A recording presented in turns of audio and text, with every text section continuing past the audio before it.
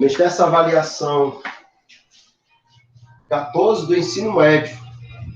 E os conteúdos dela, dona Hilda, são inequações do primeiro grau, equação geral da reta, gráficos da equação geral, tá certo?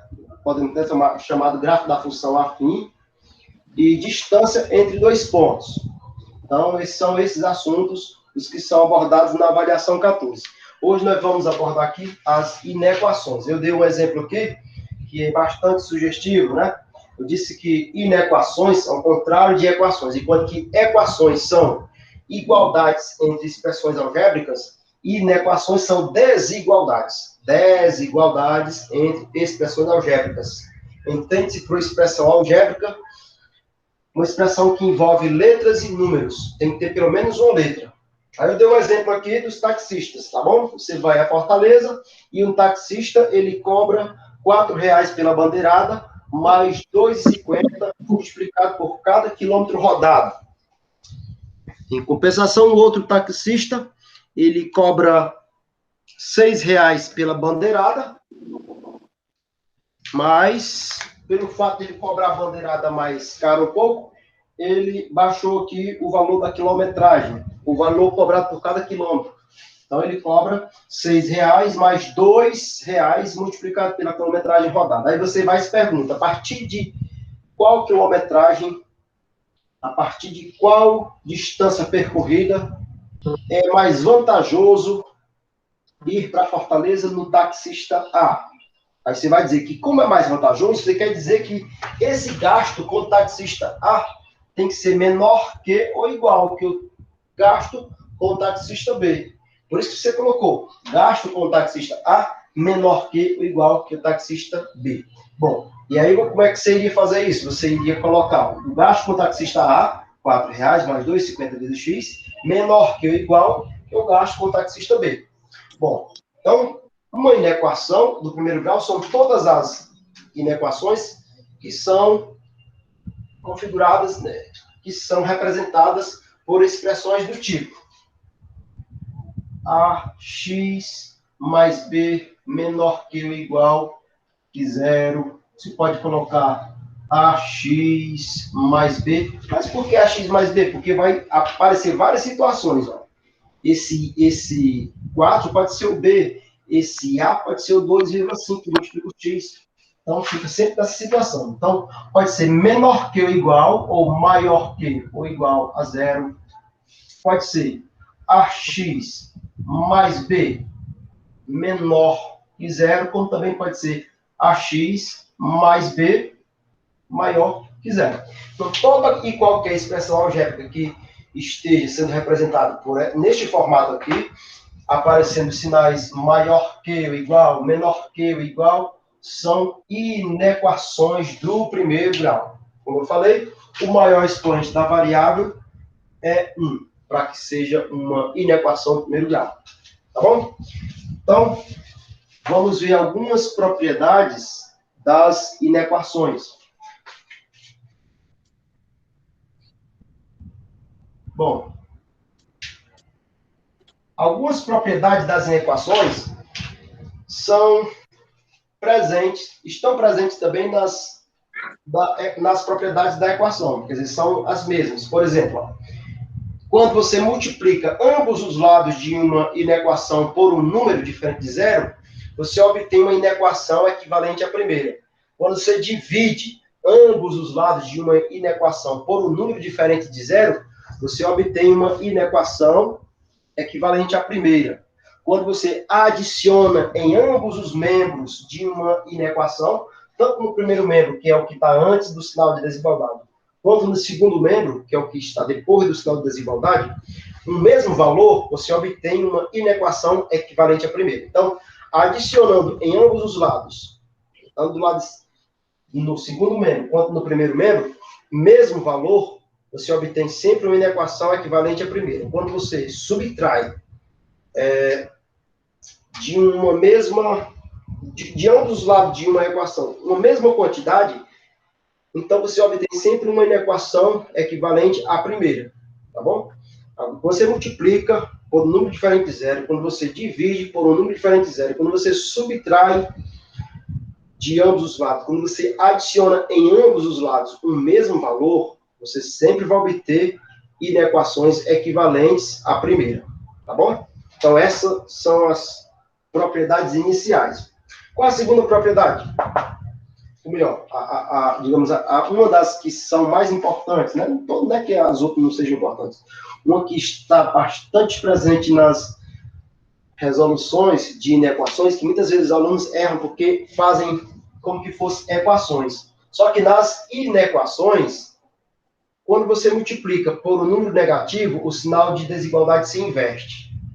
Tá bom? Então, sempre que você tiver de multiplicar uma inequação por um número negativo, o sinal de desigualdade também se inverte. Presta atenção aqui, ó.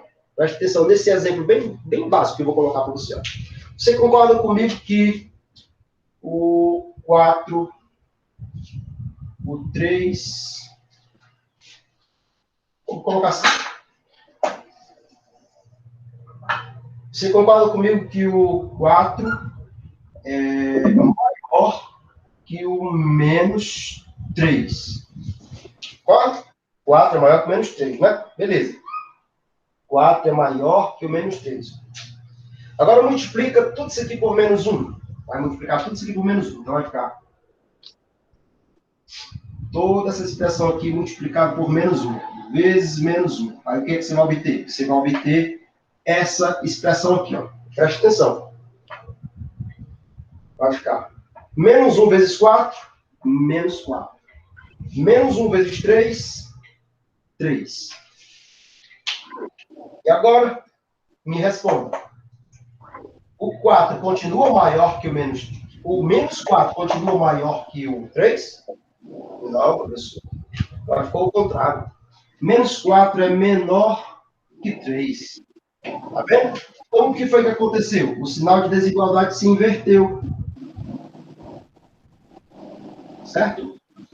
Sempre que eu multiplico uma inequação por um número negativo, o sinal de desigualdade se inverte. Se ele estava maior antes, depois de multiplicar por um número negativo, ele fica menor. Se ele era maior que ou igual, ele fica, depois de multiplicar por um número negativo, menor que ou igual. E assim vai para qualquer situação que envolva inequações. Não esqueçam disso, tá bom? Essa é uma propriedade muito importante. Então, com base nisso, agora nós vamos resolver a lista de exercícios, pelo menos umas 2 questões aí, né?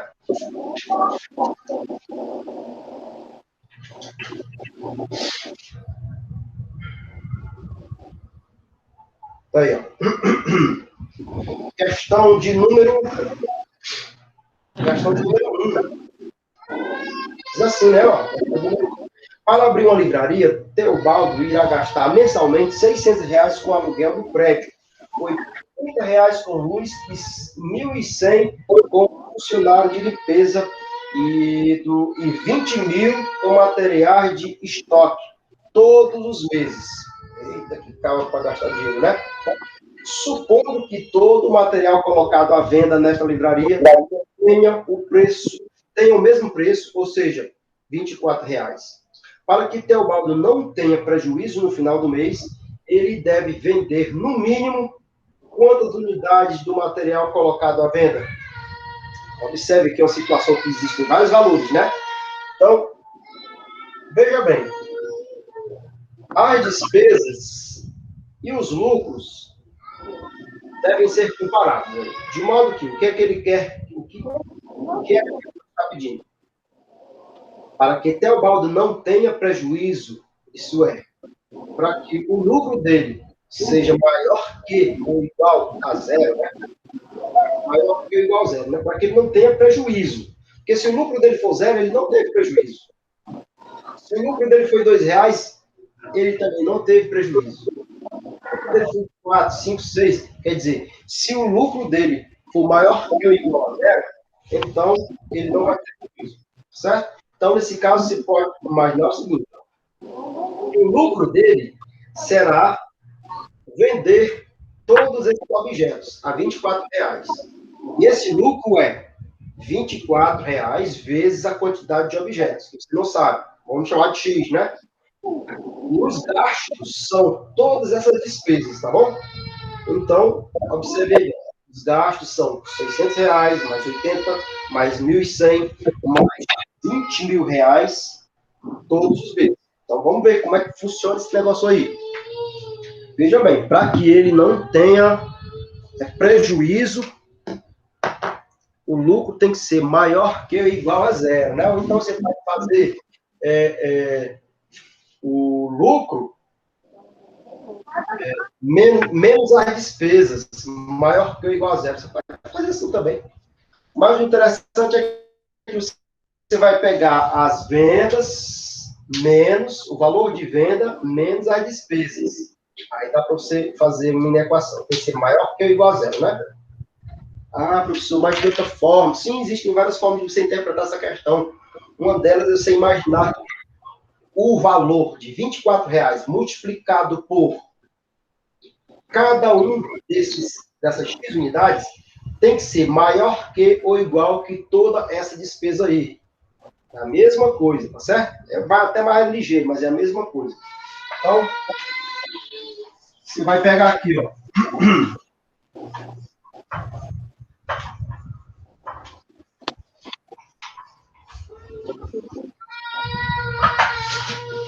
Valor arrecadado com as vendas. Valor arrecadado com as vendas, você vai colocar vendas em função de X. Vai ser R$ 24, valor de cada unidade vezes X unidades. Aí você quer saber a quantidade mínima de unidades vendidas a R$ 24, para que ele é maior que ou igual que as despesas. Aí você vai colocar despesas. Despesas em função de X. Você vai colocar.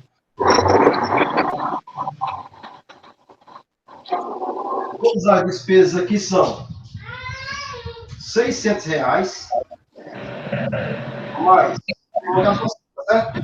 R$ 80, mais R$ 1.100, mais R$ 20.000, ó. Quanto você quer despesa, não é? Então, ó, essa venda aqui tem que ser maior que ou igual que essa despesa, que esse valor. Esse valor aqui é obtido com as vendas, o valor obtido com as vendas tem que ser maior que ou igual que o valor obtido, que o valor das despesas, para que ele não tenha prejuízo. A questão quer que ele não tenha prejuízo.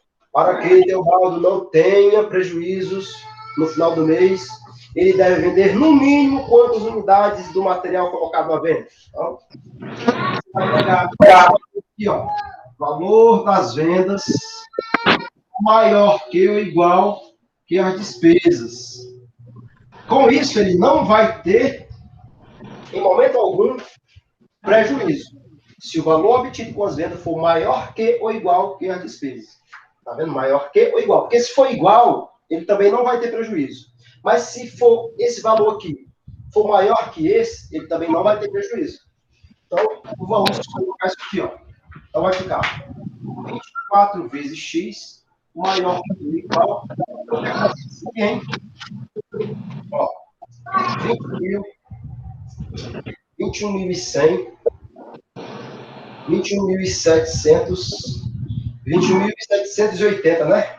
21.780. Deixa eu ver se é isso mesmo. 20.100 dá 21.100. 21.100 com 600 dá 21.700. 21.780, né? Então, aqui, ó. Então, o valor de cada unidade, que é R$ 24, vezes X unidades, né? É o valor à venda. Tem que ser maior que ou igual que a despesa. Então, para resolver essa equação, basta passar esse 24 que está multiplicando aqui, ó, para o outro lado da igualdade, dividindo. Qual é a operação inversa da multiplicação? Isso vai dizer divisão. Então, vai ficar x maior que ou igual que 21.780 divididos por 24. E aí você faz um cálculo aí rapidinho aí com a sua calculadora, né? Quanto é que daria?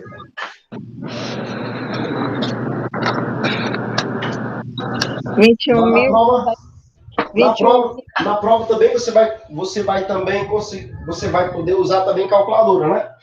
Então, se você for fazer essa divisão aí, daria quanto? Daria x maior que ou igual.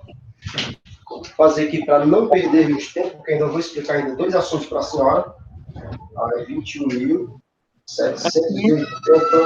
dividido por 4.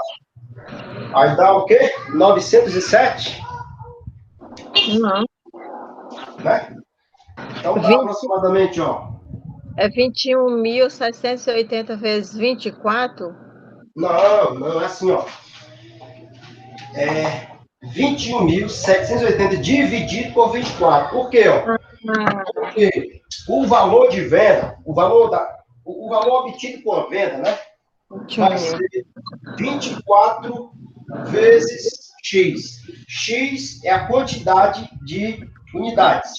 É da 907,50, né? Isso. 24 é o valor de cada uma delas. Então, essa quantidade de unidades vezes o valor unitário de cada uma delas, isso aqui é o valor da venda. Por isso que eu coloquei V de venda. Já a despesa, dona Hilda, é tudo isso aqui, ó. R$600, mais 80, mais 1.100, mais 20 mil. Juntando tudo, deu 21.780, né? Então, observe, ó. Esse valor de venda aqui tem que ser maior que ou igual que a despesa, que as despesas. Mas as despesas deu 21.780. Como esse resultado aqui, ó, R$24 vezes a quantidade é o valor de venda. Esse resultado aqui tem que ser maior que ou igual que esse.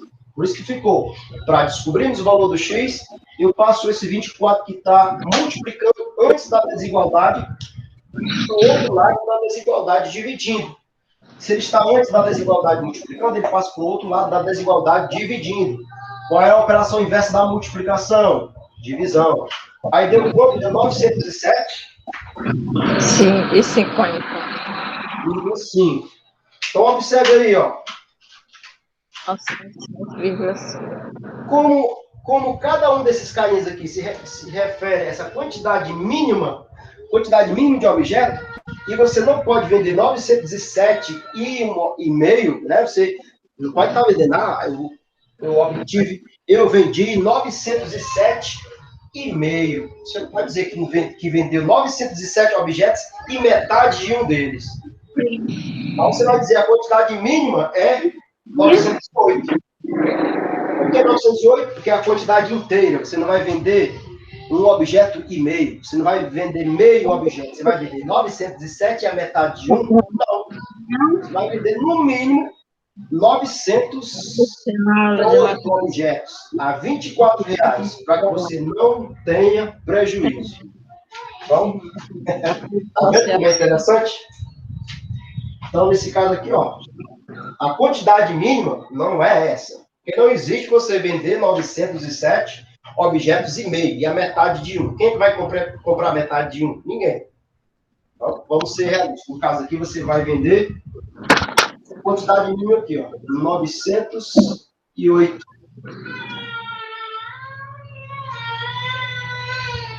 Unidades. Pronto, tá aí. Certo? É a quantidade mínima. Essa é a quantidade mínima.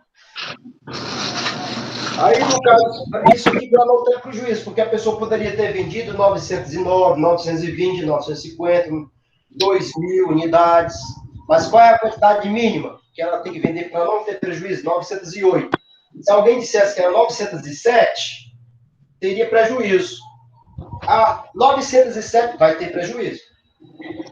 Se você multiplicar 907 unidades vezes R$24, vai dar menos de que 21.780. A pessoa vai ficar com prejuízo se ela vender só 907. Mas a pessoa vender 907 unidades e a metade delas, não existe isso. Por isso que a quantidade minha é 908, tá bom? Tá bom. Muito bem. Vamos resolver mais uma questãozinha aqui. Pelo menos veio uma questão de gráfico. Tem quantas aqui de inequação? Tem uma, duas. Beleza, vamos resolver a questão de número 3, gráfico. Bom, quando eu estou trabalhando com o gráfico da inequação, eu estou trabalhando com uma região do plano cartesiano. Certo? Uma região do plano cartesiano que é a solução dessa desigualdade, dessa inequação. Vamos pegar aqui o plano cartesiano com os dois eixos conhecidos, com o eixo X, o eixo Y, o eixo X sempre na horizontal, né? E o eixo Y na vertical. Tá bom? Então, essa questão de número 3 diz assim, ó. Observe a figura a seguir e marque o item que contém a inequação cuja região está esboçada no plano. Observe que ela está com essa região passando 1, 2, 3, 4, né? Passando por cima do número 4. Então, observe como é que ela fica. Ó. Ela fica toda essa região aqui, ó, sombreada, né?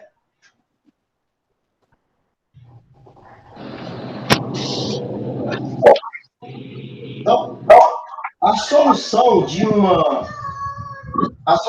uma inequação, Danilo, sempre vai ser uma região do plano. Uma região do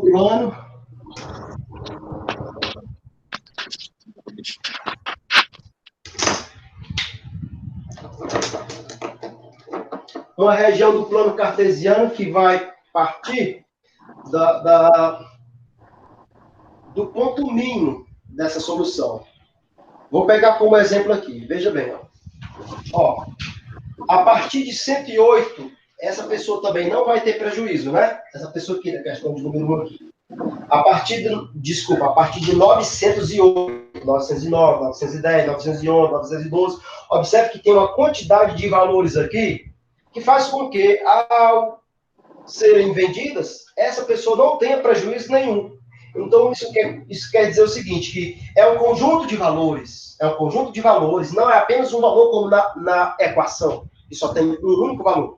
Nas inequações, nós temos um conjunto de valores. Por isso que os livros dizem conjunto, solução da equação, porque não é só um valor. Por exemplo, se ele tivesse vendido 909, ele também não teria tido prejuízo. Mas não era a quantidade mínima. Mas se ele tivesse vendido 909 unidades, ele não teria tido prejuízo.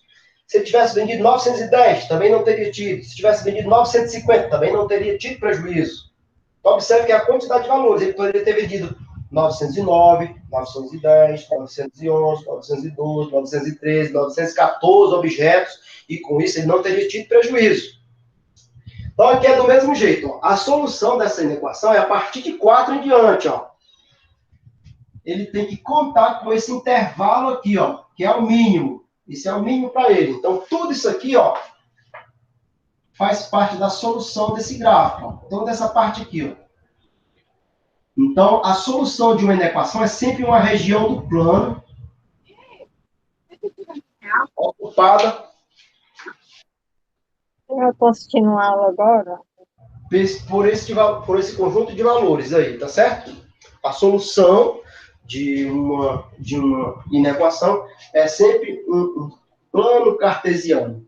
Ou melhor, é uma região do plano cartesiano que é ocupada por esse conjunto de valores. Certo? Observe que se você pegar aqui os valores de x igual a 5 também faz parte dessa solução. Pegar os valores de x igual a 6 também faz parte dessa solução. X igual a 7, x igual a 8, né? Os valores positivos vai fazer parte da solução dessa inequação aqui. Portanto, observe, ó, essa inequação ela vai ter um gráfico representado por essa expressão aqui, ó. Y maior que, melhor, x, né? X maior que ou igual que 4. Por quê? São todos os conjuntos, são todos os valores de x, quer dizer, um conjunto de valores de x maiores que ou iguais a 4. Então, você tem que traçar o gráfico por cima do 4, e construir esse gráfico para a direita, porque envolve os valores que são maiores que ou iguais a 4. Então, esse gráfico, a inequação dele é essa daqui. Tá bom? Ah, mas vou colocar outra aqui, parecida com ela. Por exemplo, se fosse assim, ó.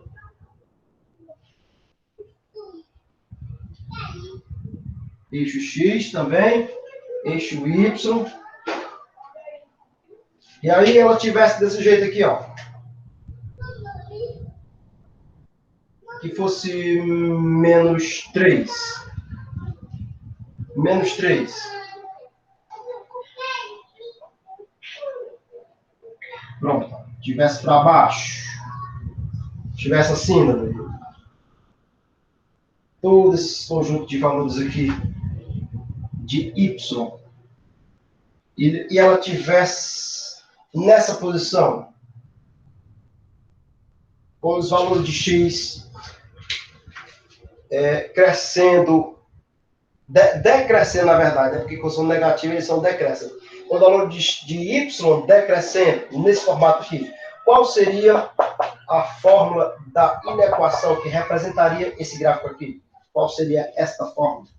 Eu seria dizer, ó, observe que os valores de Y estão diminuindo. Tem Y menos 3, menos 4, menos 5, menos 6, menos 7, menos 8, menos 9. Então, a solução desse gráfico que eu estou te representando aqui é dada por esta inequação aqui, ó. Y, por quê? Porque está em cima do eixo Y, menor que ou igual que menos 3. Certo? Por quê? O menos 4 está aqui dentro, ó. O menos 5 também, o menos 6, menos 7, menos 8, todos eles são menores que menos 3. Então, quando o gráfico passa mesmo em cima do número, e abaixo dele é menor que ou igual que aquele número. Quando o gráfico passa mesmo em cima do número, está à direita dele, é maior que ou igual que ele. À direita, tá certo? Então, o gráfico dessa questão 3 é x maior que ou igual a 4. Está em cima do 4 e maior que ele. Então, x maior que ou igual a 4. Maior que ou igual a 4. Então, a partir do 4 em diante.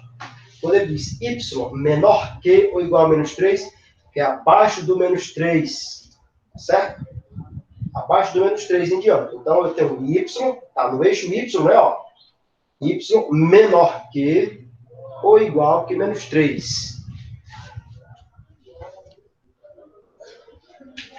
E agora, vamos ver uma questão que fala de equação geral da reta. No outro dia a gente resolve as que falam de distância entre dois pontos. Hoje vamos ver. Hoje nós vimos inequações, vimos o gráfico das inequações e vamos ver um pouquinho agora de equação geral da reta.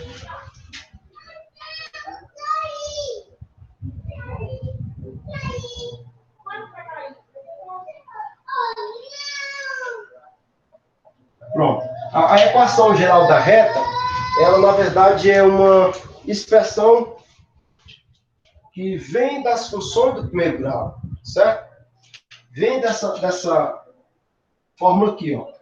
Y igual a n que multiplica x mais n. Isso aqui é uma função do primeiro grau. A gente pode até chamar de equação reduzida da reta. Equação reduzida da reta, tá bom? Mas ela é uma função afim. É uma função do primeiro grau. Só que o formato dessa equação geral da reta é dado por essa fórmula aqui, ó. Ax mais by mais c igual a zero. Claro. A, B e C pertencem aos números reais. Tá bom? E x e y são duas variáveis. X e y são duas variáveis e grandezas. A gente pode chamar até de grandeza, porque grandeza é tudo aquilo que pode ser medido ou contado. Tá certo? Então, esse formato aqui é o formato da equação geral da reta, porque ela representa um conjunto de valores de Y e X que passam por um mesmo ponto. Certo? Conjunto de retas que passam por um mesmo ponto. Eu posso até dizer assim, né? É um conjunto de retas que passam por um mesmo ponto. Por isso que ela é chamada de equação geral da reta. Certo? Tem várias retas passando por um mesmo ponto. Por esse ponto aqui de coordenada X e Y. Coordenada X e coordenada Y. Então, vamos passar um conjunto de infinitas retas por um mesmo ponto. Ponto de coordenada X e Y. Por isso que ela é chamada de equação geral da reta. Mas, no caso da vamos de hoje, como nós obtemos a equação geral da reta que passa por dois pontos. Então, vamos considerar aqui o plano cartesiano.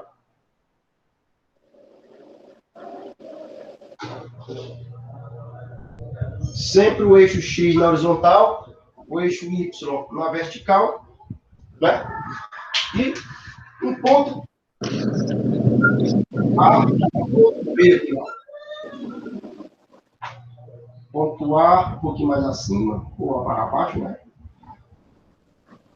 E uma reta passando por eles dois. Vou colocar aqui de azul. Uma reta passando por esses dois pontos.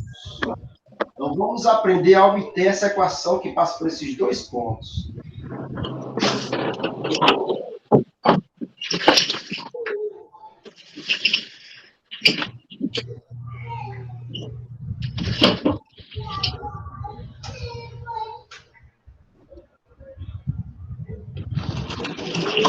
Pronto, aí.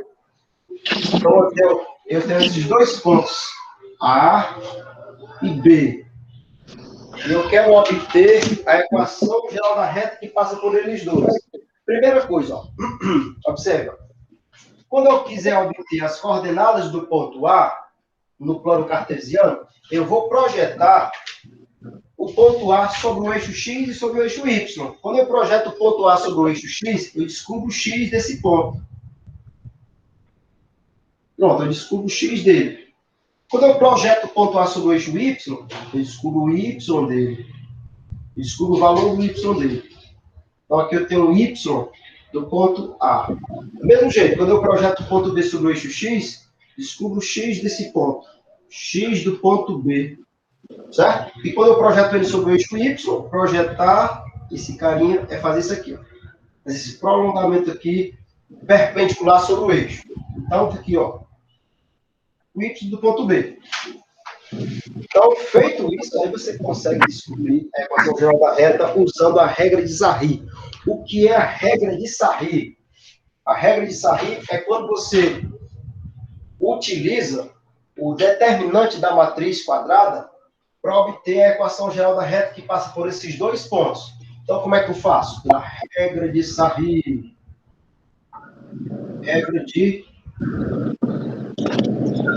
Sarri, na verdade, se escreve Sarrus. Certo? Regra de Sarri. Cadê? É uma regrinha, realmente, né? Não é a forma, é uma regra, né? Então, o que você vai fazer? Você vai colocar uma barra do lado esquerdo, coloca as coordenadas dos pontos. Aqui você pode colocar, por exemplo, X em cima e Y embaixo. Coloca X em cima e Y embaixo. Tá certo? Coloca aqui uma reta à esquerda, coloca X em cima e Y embaixo. E agora você vai usar as coordenadas desses pontos. As coordenadas do ponto A, você vai colocar X do ponto A, Y do ponto A. Aí você utiliza as coordenadas do ponto B também. X do ponto B e Y do ponto B. E você repete ao lado direito, X em cima e Y embaixo. E igual a zero. Agora você vai desenvolver o determinante dessa matriz quadrada. Na verdade, a matriz quadrada seria quando eu pego só colunas que tem a mesma quantidade de elementos, né? Quer dizer, tem que ser uma matriz que tem quantidade de colunas igual à quantidade de linhas. E esse formato aqui é quando eu já faço as aplicações e as adaptações das propriedades dos determinantes, por isso que fica nesse formato. Mas tem outros professores que já utilizam diferente. Pega a matriz transporta dessa daqui que eu coloquei. E nessa matriz transporta e obtém um formato diferente. Mas essa que eu estou fazendo para você é já quando eu faço uso das propriedades dos determinantes. Por isso que eu coloco x em cima e y embaixo. Certo? Então vamos fazer com essa questão aí que pede a equação geral da reta. Vamos lá.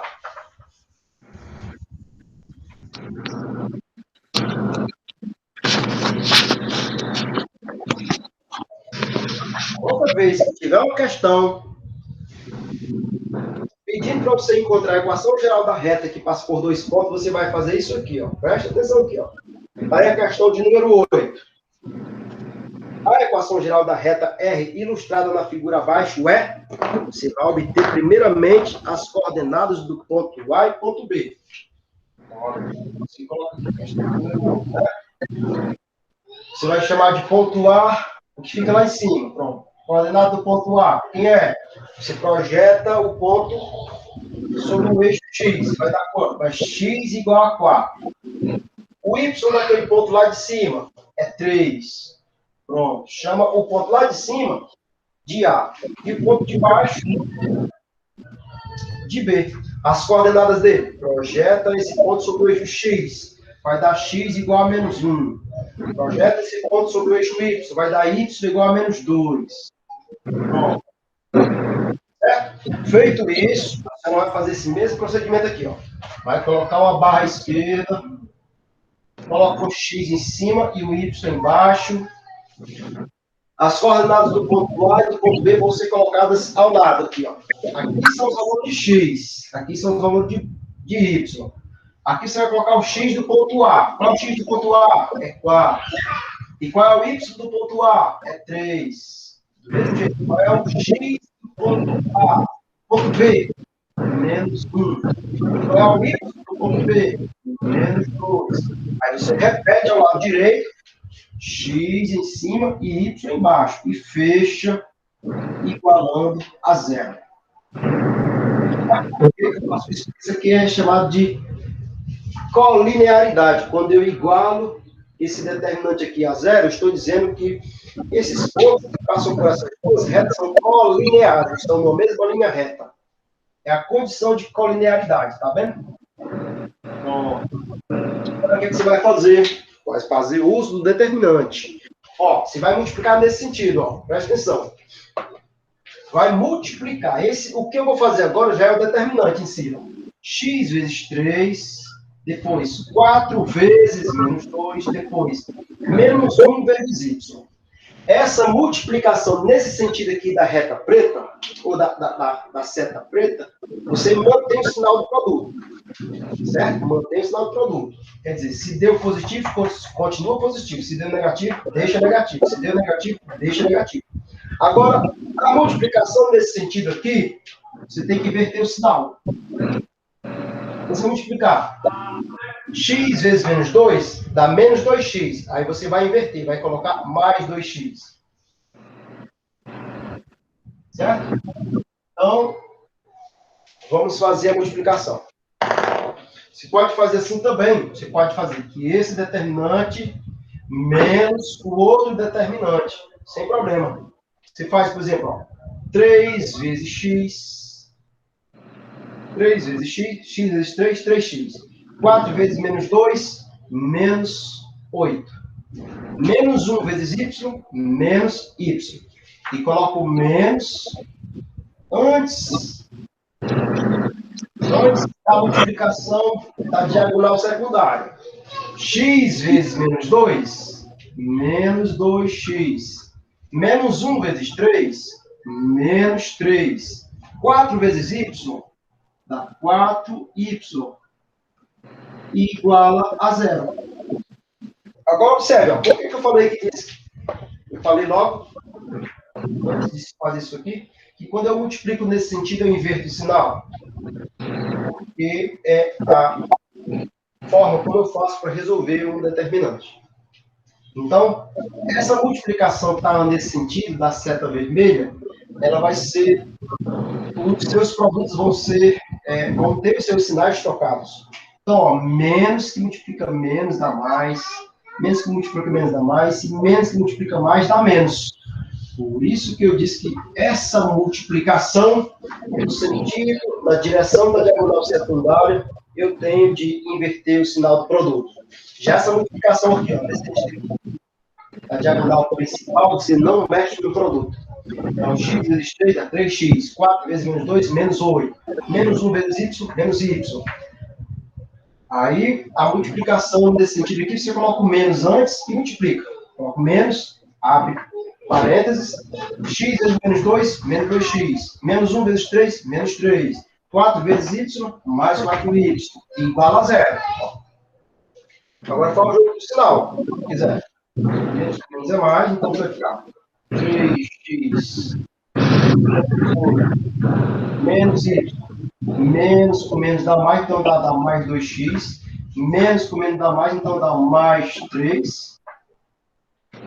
E menos com mais dá menos, então dá menos 4y, igual a 0. Agora você vai pegar o termo x com o termo x, o termo y com y e o número com número.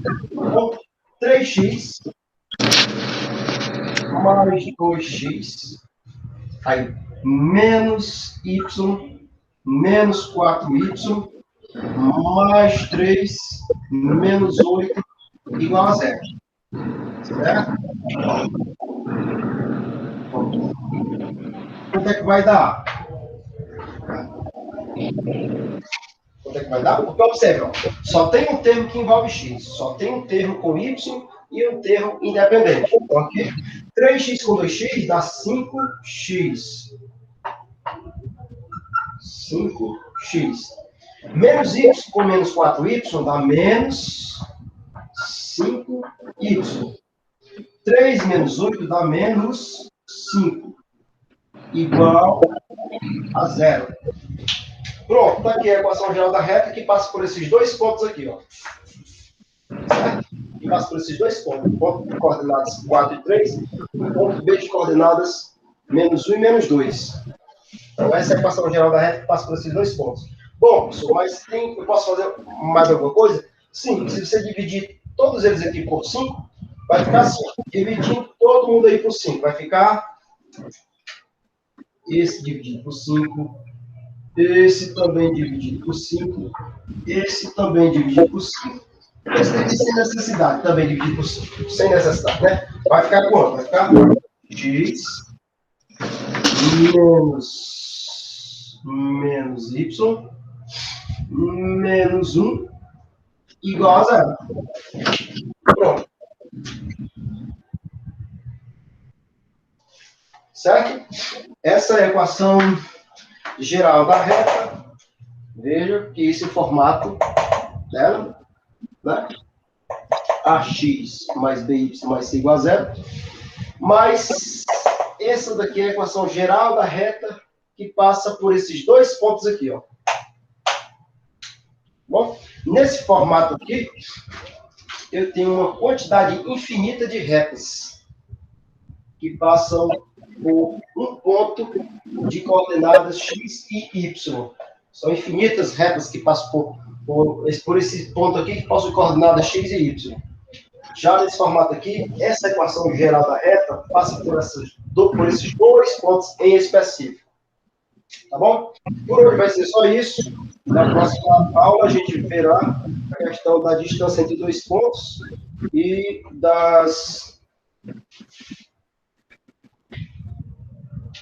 distância entre dois pontos e um pouquinho sobre solução gráfica de uma inequação, tá bom?